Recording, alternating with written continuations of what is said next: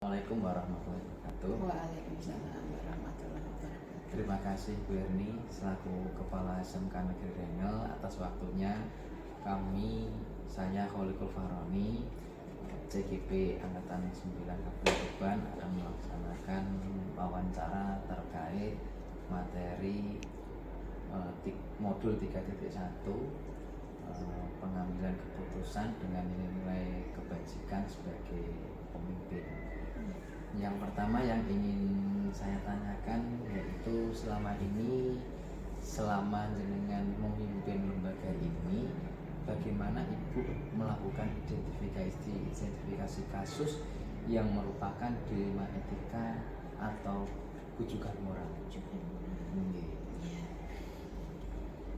Terima kasih Pak Kolik, ini kita sama-sama sharing ya. Kebetulan saya juga pengajar praktek.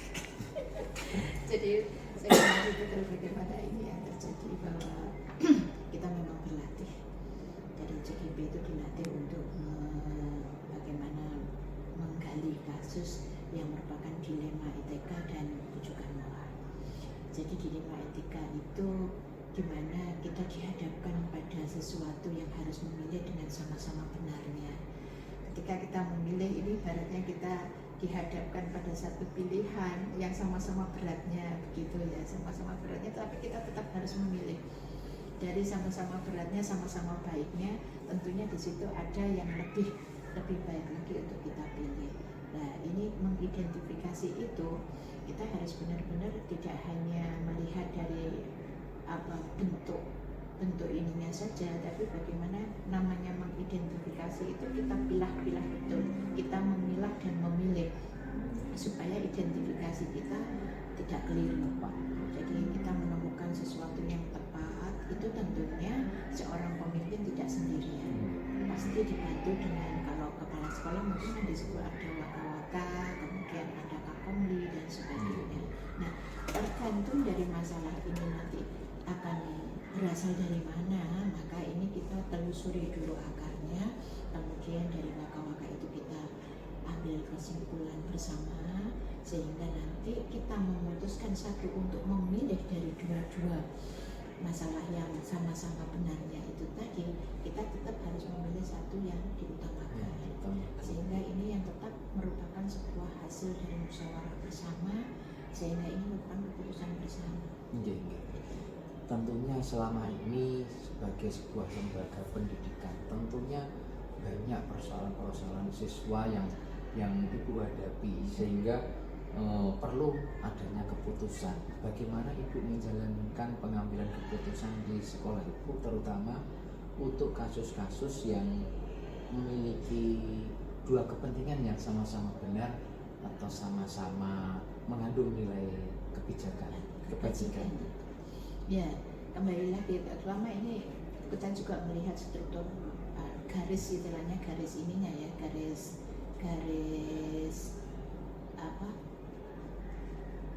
koordinasi kita. Jadi intinya itu dalam sebuah organisasi, baik itu lembaga pendidikan, itu kan ada garis koordinasi dan garis perintah. Jadi ada struktur yang dimana itu kita bisa berkoordinasi untuk mengambil keputusan. Ini tentunya karena di sekolah itu dengan karakter yang macam-macam itu, terutama siswa dengan murid yang sekian banyak, terutama ini banyak sekali hal-hal yang kita hadapi, masalah-masalah itu banyak sekali terjadi, bahkan hampir tiap hari tidak akan pernah berhenti yang namanya ada masalah. Mungkin ada yang masalah begini dan ini, tapi semua mengandung nilai-nilai kebajikan. Jadi artinya bahwa kita tidak boleh mengambil keputusan itu dengan sangat merugikan pada yang lain. Jadi kita kembali lagi bahwa sebenarnya kalau ajaran Ki Hajar Dewantara itu kan mengatakan bahwa anak lahir itu sudah membawa polanya masing-masing, tapi kodrat itu kan masih sangat samar. Jadi bagaimana tugas kita untuk menebalkan garis-garis yang samar itu, sehingga jangan menjudge seseorang itu langsung salah, tapi bagaimana kita mengarahkan dari hal-hal yang sekiranya itu membengkok menjadi lurus kembali. Nah, itu perlu dengan semua masukan-masukan dari terutama dari wali kelasnya, dari wakanya, dari kakomlinya, sehingga kita bisa mengambil kesimpulan yang pas. Karena mungkin dengan oh ini menurut ini benar, menurut ini benar, kan sama-sama benarnya, tapi dari masing-masing sama benarnya itu pasti akan lebih ada satu hal yang lebih urgent untuk kita ambil keputusan bersama. Bu. Terus kemudian dari pengalaman pengambilan keputusan terhadap banyaknya kasus-kasus yang ada pada lingkungan lembaga Ibu, mungkin yang selama ini hal-hal apa saja yang menjadi tantangan Ibu dalam pengambilan keputusan dalam kasus-kasus dilema etika? Ya, kalau ketika kita dalam berhadapan pada dilema etika ya, yang agak berat sekali itu ketika salah satu menganggap benar kemudian tidak kooperatif. Tapi benar itu benar tapi tidak kooperatif dalam hal mereka tidak bisa dimintai pendapat, kemudian dia hanya diam dalam kebenarannya. Tetapi beda, yang ini benar tapi bisa mengeluarkan pendapatnya. Nah, ketika menghadapi hal yang demikian, diam itu ada banyak hal kita menerjemahkan. Diam berarti setuju atau diamnya itu diam karena tidak mau berpendapat. Nah, hal-hal yang demikian itu yang seharusnya kita hindari dalam kita hidup di masyarakat mengambil mufakat itu. Tapi kita harus bebas mengeluarkan pendapat. Tapi selesai dalam satu meja itu. Ketika kita berembuk begini, kita selesaikan di sini. Setelah selesai dari sini ya sudah gitu. Walaupun di sini mungkin kita sempat adu pendapat, adu argumentasi yang agak tinggi mungkin adanya juga. Tapi selesai itu kita sama-sama oh ya sudah memang ini keputusan yang terbaik untuk kita.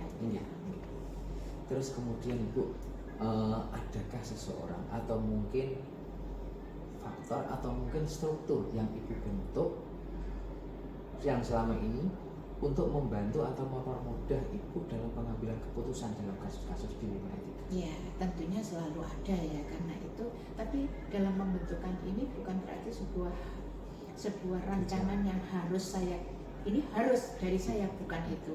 Tapi itu merupakan sebuah kesepakatan. Jadi beda loh ya antara keputusan yang diambil bersama dengan keputusan sesaat atau yang diambil oleh seseorang. Itu namanya istilahnya kalau saya misalkan saya membuat begini ya harus ini dilakukan, itu berarti kan otoriter. Sangat otoriter sekali. Tapi kalau ketika kita sudah kesepakatan seperti bagaimana kita di kelas, itu kesepakatan yang kita lakukan, bukan langsung tata tertib yang kita buat kemudian harus diterapkan kepada anak, tapi kita membuat kesepakatan bersama dengan siswa yang nantinya akan kita laksanakan bersama-sama. Jadi begitu. Tentunya peranan BK juga menjadi utama dalam pengambilan keputusan. Betul. Jadi BK itu selaku bimbingan konseling lah. Ini yang kita juga harus meluruskan bahwa BK itu bukan algojunya sekolah, tapi justru teman-temannya untuk mendampingi bagaimana menyelesaikan masalah-masalah itu dengan teknik-teknik ke-BK-nya, konselingnya, paling tidak dengan teknik kucingnya itu yang bisa dilaksanakan atau bisa diterapkan. Yang terakhir Ibu yang ingin saya tanyakan, selama Ibu menjalani atau melaksanakan pengambilan keputusan dalam hal kasus-kasus terkait di lembaga Ibu, pelajaran apa yang mungkin bisa Ibu petik untuk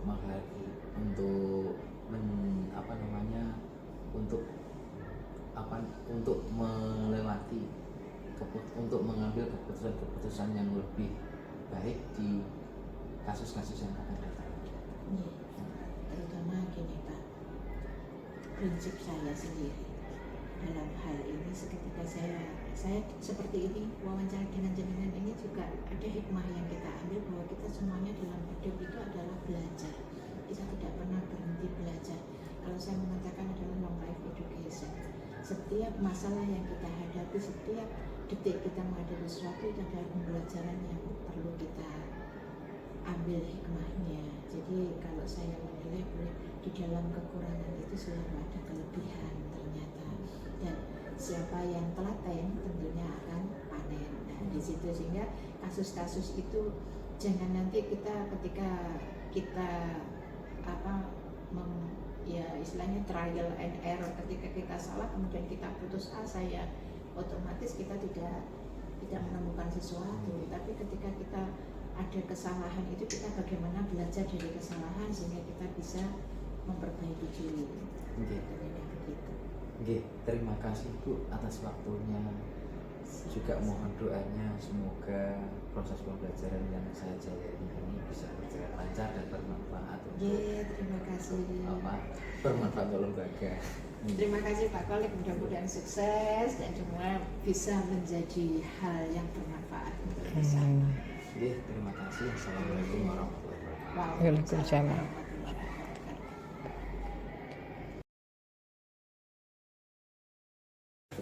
Assalamualaikum warahmatullahi wabarakatuh. Waalaikumsalam warahmatullahi wabarakatuh. Terima kasih Bapak Arif Sulitewan selaku Kepala SMP Negeri Model Terpadu Bojonegoro. Terima kasih atas waktunya.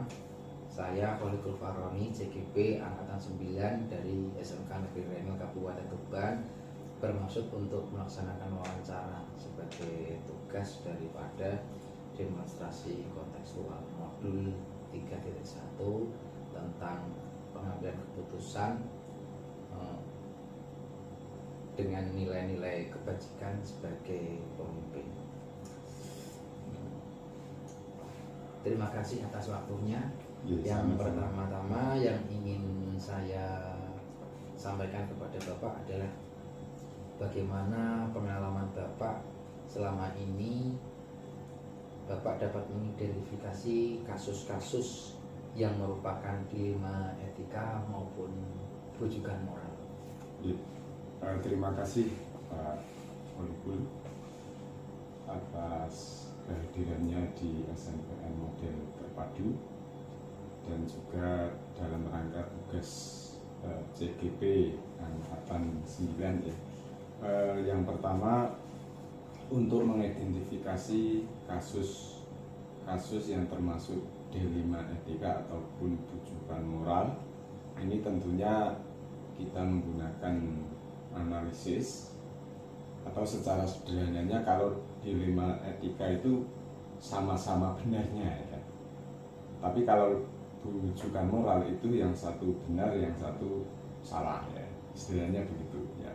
Misalkan satu contoh, dilema etika itu kita dihadapkan misalkan murid berbakat dalam olahraga tapi nilai matematikanya itu jelek ya, dan sesegera mungkin murid itu harus bisa melanjutkan pendidikan ke olahraga ya.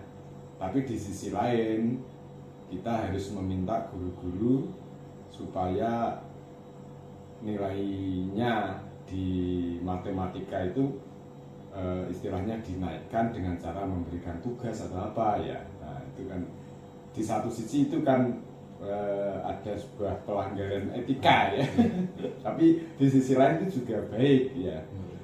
Tapi yang rujukan moral misalkan terkait misalkan dengan anggaran ya, dimana untuk kepentingan suatu kegiatan kita harus melakukan manipulasi anggaran ya, itu baik, tetapi itu yang di satu sisi lain itu termasuk melawan aturan ya. Jadi itu prinsipnya itu Pak. Yes, terima kasih atas penjelasannya. Selanjutnya, selama ini bagaimana Bapak menjalankan pengambilan keputusan di sekolah Bapak, terutama untuk kasus-kasus di mana ada dua kepentingan yang sama-sama benar atau sama-sama mengandung nilai kebajikan? Tentunya di sini kita akan mengedepankan asas manfaat ya, terutama di pendidikan saat ini. Manfaat kepentingan yang paling besar adalah kepentingan murid ya. Jadi ketika berkaitan dengan kepentingan murid, maka itu yang kita nomor satukan ya. Artinya murid itu menjadi prioritas utama ketika ada dua kepentingan yang saling berbeda satu dengan yang lain, seperti itu. Gitu Pak. Tentunya selama Bapak memimpin lembaga ini tentu banyak-banyak kasus yang sudah terjadi Pak. Dan diantaranya kasus itu tentunya beberapa pasti yang masuk dalam kategori dilema etika. Bagaimana Bapak menyelesaikan dan cara efektif yang bagaimana dalam mengambil keputusan dalam menghadapi masalah tersebut? Memang kalau secara pengalaman tentu saja banyak kejadian dari kasus-kasus yang melibatkan dilema etika ya. Artinya tadi sama-sama mengandung nilai kebenaran ya. Saya kira kata kuncinya kita harus mengedepankan komunikasi ya, komunikasi dari pihak-pihak yang saling bertentangan atau berseberangan itu, terus kemudian kita mencari apa yang dinamakan dengan trilema ya, opsi tengah ya, opsi tengah ya, untuk memperoleh penyelesaian itu tadi. Dan saya kira opsi tengah itu kalau komunikasinya baik, insya Allah bisa didapatkan. Kalau berdasarkan pengalaman Bapak dalam pengambilan keputusan, tantangan Bapak dalam pengambilan keputusan dalam kasus-kasus dilema etika itu apa saja Pak tantangannya? Tantangan yang paling besar adalah ya mencari trilema itu ya, di mana satu penyelesaian yang bisa memahamkan semua pihak. Satu contoh misalkan ada anak yang memang tidak, kalau secara akademik itu anaknya itu bisa dikatakan memiliki perilaku yang kurang baik ya, sehingga guru-guru itu memberikan cenderung anak itu supaya nggak dinaikkan gitu ya. Tetapi di dalam kurikulum kita atau apalagi di kurmer itu kan anak itu kan sebisa mungkin harus naik kelas ya. Nah itu kan kalau tidak naik resikonya juga nanti berakibat pada anak tersebut. Kalau naik para dewan guru ini hendak sepakat ya. Maka akhirnya kita komunikasi bagaimana menemukan trilema itu ya. Akhirnya ketemulah naik tapi dengan catatan atau dengan perbaikan secara administrasi naik, tapi dia itu harus memperbaiki tingkah lakunya. Satu contoh seperti itu. Terus kemudian berdasarkan kasus-kasus yang Bapak hadapi untuk Bapak selesaikan, itu apakah ada seseorang atau tim yang Bapak bentuk atau struktur yang Bapak bentuk untuk membantu Bapak dalam memberikan pertimbangan dalam pengambilan keputusan untuk kasus-kasus dilema etika tadi Bapak? Kalau secara khusus itu kita belum punya tim itu ya.